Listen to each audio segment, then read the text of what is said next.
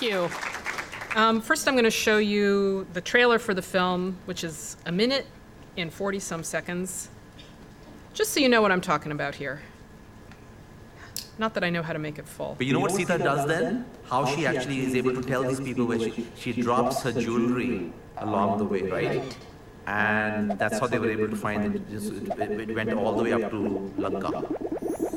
How many times did she drop the jewelry? She was wearing another jewelry in the forest. I mean, no, remember she's not wearing any jewelry because she left everything before she left Ayodhya and she came. Oh, she left everything? Yeah, she did. Right, she just came in her sannyasi clothes. Don't challenge these stories.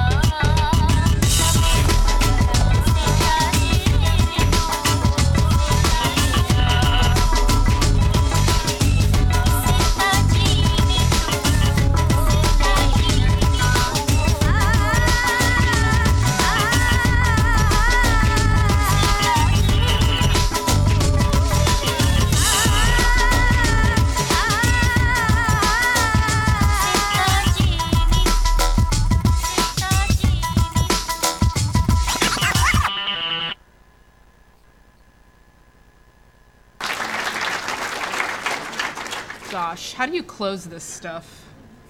View, minimal view. No! Can anybody who uses a PC get rid of this for me? I'm just like thinking of my moments ticking away. Oh, I think I broke it. Wow. Take it out? I totally broke the computer. Can you take it out? Yeah, eject. Do you want to? Okay. Do you want to carry on? Well, it's a little hard. I'll tell you a little bit about. Why don't I sit there? How they do that? Is this on? No. Yes? No? Is this on? Great. So I freed the film, and by free I meant freed it in the most radical way I could, which is under what's called a share-alike license, a Creative Commons share-alike license. I'm actually doing a presentation tomorrow about free content, where I'm hoping to demystify all the different Creative Commons licenses, because people say, oh, I have a Creative Commons license, but Creative Commons has free and unfree licenses, and in my opinion, a share-alike license is the freest license available, where you can do anything with this film, including commercial uses, which was essential because almost all outlets for films cost money. For example, cinemas cost money to run, 35mm prints cost money to make, and I wanted it to be shown on 35mm, and I wanted it to be shown in cinemas. So you can do anything with this film except copyright it. Oh, are we ready? Excellent. Except it's not on. Yes? Yes, almost? Yes, okay. And you saw the trailer so that you know that it's a colorful film, because this is one really dry thing. So free, is it free as in free beer? No. It's free as in free speech. It's a really basic thing. It's just that in the age of copyright, people are trying to own zeros and ones, which is simply not possible. I mean, not in the digital age, people are trying to own zeros and ones, which isn't actually possible. But the copyright model is very old and very obsolete, and it's pretty burned into most people's consciousness. So my model is that the content is free. It's zeros and ones. It doesn't cost me a penny for people to copy it. But containers are not free. It does cost me money to make DVDs and books, and it actually costs you money to have a computer. So actually all this free copying isn't really free. You bought the computer and you're paying for the electricity. So I use the unlimited resource to sell the limited resource, the unlimited resource being the content and copies of the content, and the limited resource being, you know, my DVDs, books, whatever, or, well, it gets more complicated than that. And also my own time, which is the most limited of all.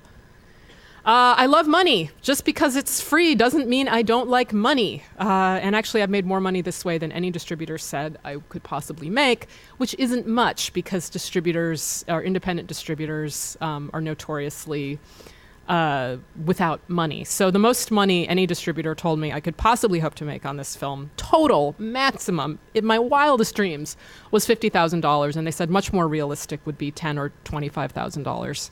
And the biggest advance I was offered, I think, was $20,000. And that's for locking up all the rights. So most of the money that I'm actually getting comes simply from donations. It turns out you make the thing available to everyone, you tell them the truth, and then the audience supports you. And I guess that's what people are talking about with audience building. I don't feel like I built the audience. I feel like all I did was I made the work available, and then the audience found the work. It takes some time, and it's still happening. I still feel like I'm at the beginning of this. So far, $23,000 in direct donations. Now we finally have this e-store. This is run by Question Copyright, which is my main collaborator. They are a nonprofit devoted to promoting alternatives to copyright. And so far the store only has SITA stuff, but actually we are happy to carry any product that has completely open and genuinely free content. There's actually a thing called Superflux in Denmark that had something called the Copy Shop that was similar to this. We learned about that later. And so far from that, I've made $19,000. This report is somewhat updated from one that I did 2 months ago. So I just went through my slides 2 days ago and just upped the numbers a little bit. Creator endorsed. So I'm not the owner of this. No one is the owner of this film because it's a share-alike licensed film. But I am the author. And these are not the same thing. I don't negotiate any rights, which is very confusing to broadcasters and distributors and whatnot. But I do negotiate my endorsement. If people share revenue from various distributions with me, I'll endorse their thing, and they can have a little seal on the DVD or poster or whatever that says creator endorsed, proceeds support the artist. So everything on the store is creator endorsed. This is not really relevant right now. This sort of shows how when we first opened up the store, a whole bunch of people came and bought stuff. We're not advertising the store, promoting it, or anything. There is truly $0 spent on promotion of this thing.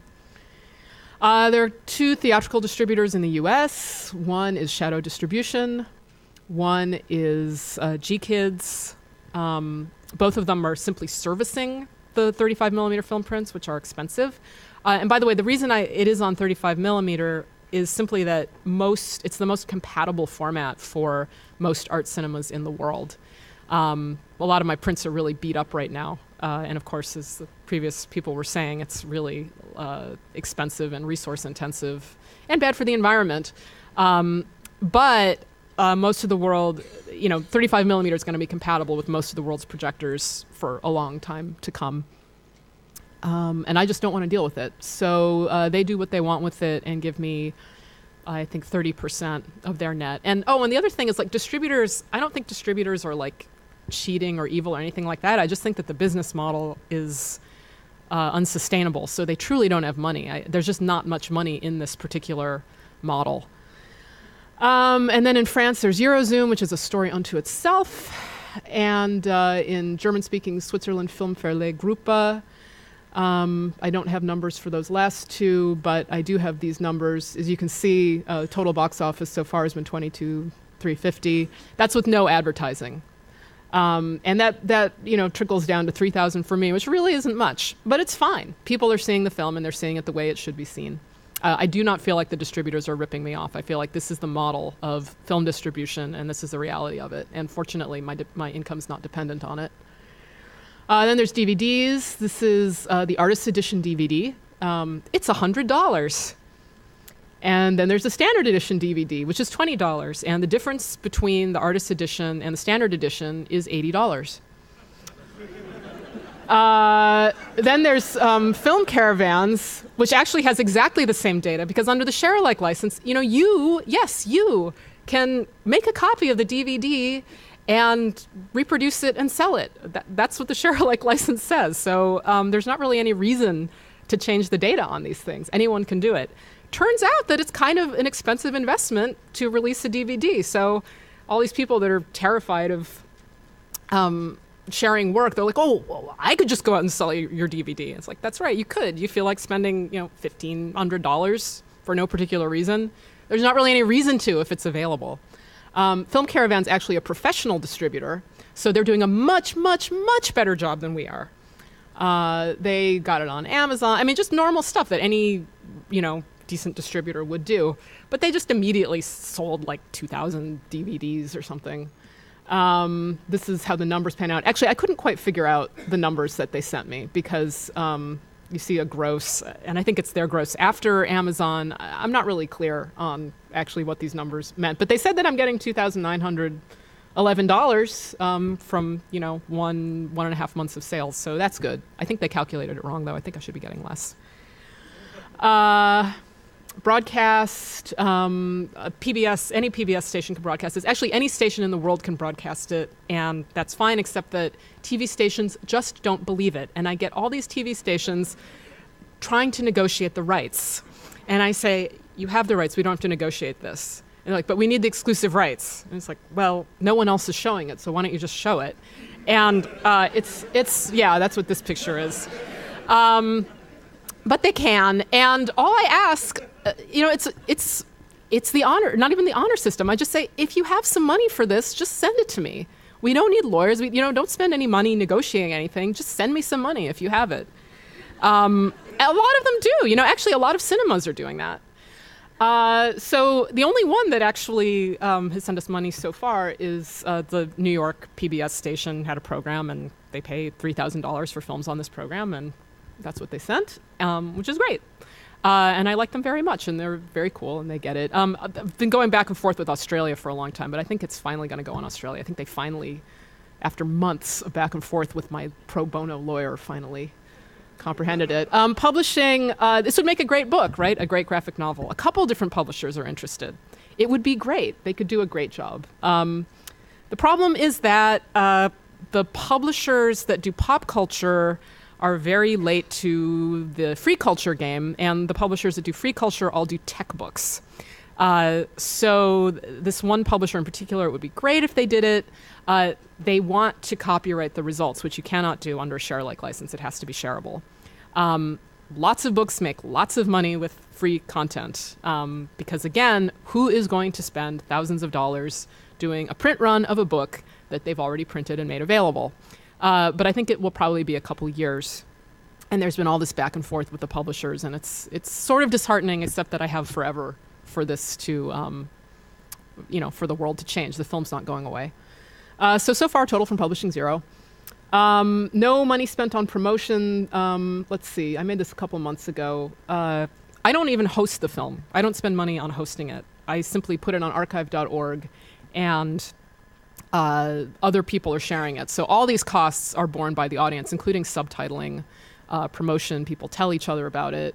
I hate even calling it promotion. Like, the audience is so nice. This is just how I feel like culture's supposed to be, and it's kind of weird to be at conferences where people are talking about basically how to exploit, the audience like that. But I feel like we're in it together, and also because the audience is comprised of a lot of artists, and I'm in the audience for other people's work too. I don't really see this separation so much. That's a whole other philosophical thing. This is a couple months old. I know that from archive it's been more than 100,000 times, but mostly it's BitTorrented. And it's funny when the new DVD came out, like every time there's press or a new release, all these people, start sharing the DVD, start sharing the data again as though they're pirating it. So anyway, my main metric is using Google blog search. Because I didn't sell it to a distributor, it can be in lots of film festivals. It's been in, I think, at least 200 festivals. It's won more than 35 awards, which is great. I like that. If I'd gone with the distributor, they would have immediately said no to film festivals, which I do not understand why distributors do that, but that's what they do. Oh, here's a great case. Central Cinema, which is a cinema in Seattle. This is exactly how I wanted it to happen. Make the film free. And by the way, you can download up to the 200 gigabyte uncompressed version, the same version that I used to generate the 35 millimeter negative. There's that. There's a 15 gigabyte HD version. There's every conceivable size of this thing. But yeah, you can make a film print of this if you have $30,000. Or you can just download the HD one. And the cinema just downloaded the HD one. They sent me a little note saying, we'd like to give you some money. This is what we think is reasonable. And that's it, because they were sharing money with me, that helped them. That actually increases the retail value of the container, because audiences want to support artists. Who knew? Let's see, in August, I think it was $3,000. I'd say it's more like $4,000 now. It's probably actually more than that. So that's August 1's tally. As of today, it's about $55,000. And I was making this in my hotel room with a terrible cough, going, oh, it's only $55,000. But then I realized in the last 2 months, that means I've, more than $11,000 has appeared in my life. Just over the last 2 months, which isn't even the biggest thing. And I think about the other artists that I know. This is pretty good for an artist. And I look at this as an artist. This is not the gross that the film has made. The gross is much, much, much higher. I'm just looking at what I've gotten from this. And that's pretty nice. It's a sweet little living. I'll pay off my debts pretty soon. And it works for me. And that does not include speaking gigs, which are actually the most lucrative thing. So that is my SITA report. I think I did it fast enough, and I can take some questions. Wait, I have 2 more minutes? All right, I'll take questions now. Yeah. Oh, 2 minutes for questions. Right on. Question?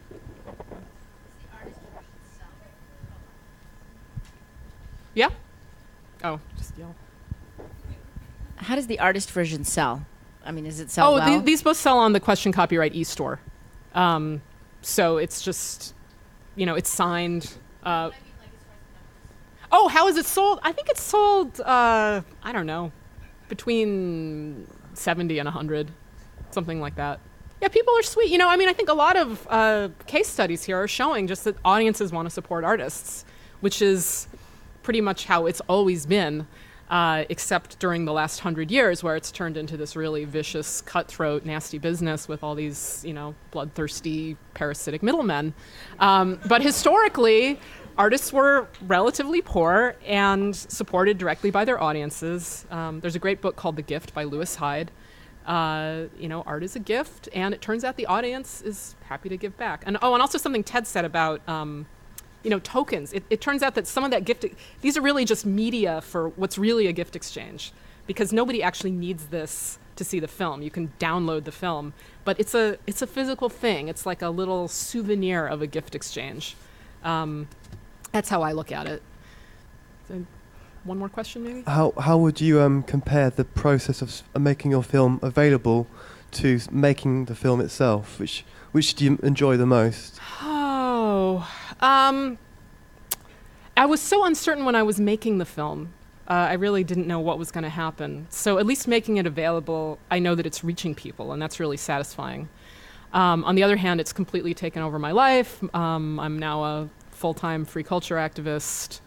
My next project's not going to be a film. It's going to be a book about free culture, probably a graphic novel about free culture. But that'll change, too. It's really hard to say. I'll say that the trauma that led me to make the film was possibly even exceeded. It was matched or exceeded by the trauma after making the film, learning that my film was illegal and that it could be locked, that everyone was telling me basically to sign over the rights in such a way that people wouldn't be able to see the film, which was just excruciating.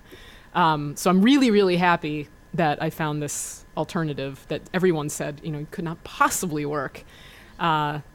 And for me, it's working. It also feels really good. So as an artist, I'm happy now. But yeah, it was traumatic getting here. Oh, yes. To make, there are 3 reckonings of the budget of the film. One is $80,000, which is what I spent to make the film. I animated it all myself. I basically made the film myself. But then if I include how much I spent on food and rent and stuff like that over the years I made it, it's probably more like $200,000. And then I was slapped with $50,000 plus another $20,000 in legal costs just to decriminalize the film, which is a story unto itself. It actually would have been $220,000. This is another. Please come to my workshop tomorrow, and I can talk all about the way copyright's actually really a form of censorship. But it is legal now. And then actually another reckoning is that it was $8 million because really the director is owed, $7,990,000. That's what it's worth. Damn it. It was $8 million film. And I think I should have said that before because then I probably would have. It's so weird. Like if you say that the film was $8 million, people give you more money. But, live and learn. Now I say it's $8 million. Thank you.